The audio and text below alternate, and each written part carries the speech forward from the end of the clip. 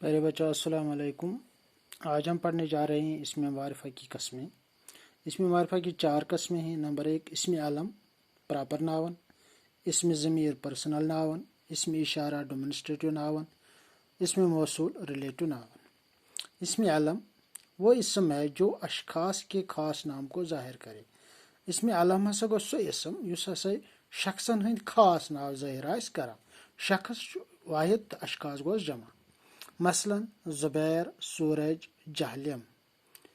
زبیر خاص شخص کا نام ہے، سورج مخصوص چیز کا نام ہے، جہلم خاص دریا کا نام ہے۔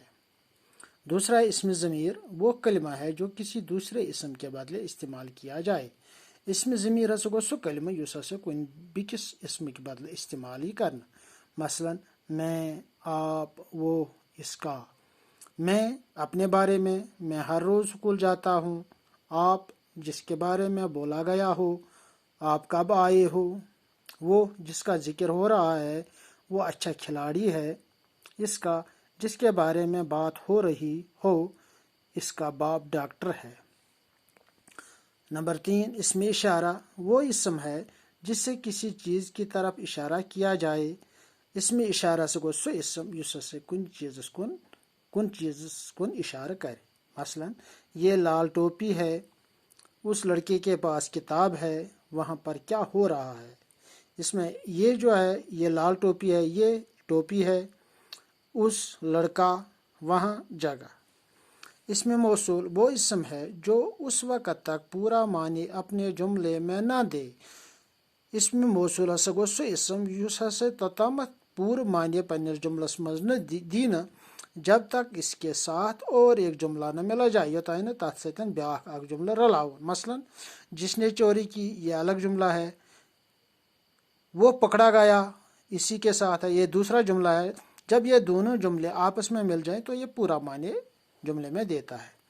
جو کچھ آپ فرما رہے ہیں بالکل درست ہے، یہ بھی 2 جملے ہیں اور 2 جملوں کو اکٹھا کر کے یہ پورا معنی اپنے جملے میں دیتے ہیں۔ محنت جو کرے یقیناً کامیاب ہوگا، یہ بھی 2 جملے ہیں اور جب ان کو ملایا جائے تو یہ پورا معنی دیتا ہے۔ آج ہم نے پڑھا ہے اسم معرفہ کی قسمیں۔ یاد رہے اسم علم، اسم ضمیر، اسم اشارہ، اسم موصول۔ اسم علم وہ اسم ہے جو اشخاص کے خاص نام کو ظاہر کرے۔ مثلا زبیر، سورج، جہلم۔ زبیر خاص شخص کا نام ہے، سورج مخصوص چیز کا نام ہے، جہلم خاص دریا کا نام ہے۔ اسم ضمیر وہ کلمہ ہے جو کسی دوسرے اسم کے بدلے استعمال کیا جائے۔ مثلا میں، آپ، وہ، اس کا۔ میں اپنے بارے میں ہر روز اسکول جاتا ہوں۔ آپ جس کے بارے میں بولا گیا، آپ کب آئے ہو۔ وہ جس کا ذکر ہو رہا ہے وہ اچھا کھلاڑی ہے۔ اس کا جس کے بارے میں بات ہو رہی ہو، اس کا باپ ڈاکٹر ہے۔ اسم اشارہ وہ اسم ہے جس سے کسی چیز کی طرف اشارہ کیا جائے۔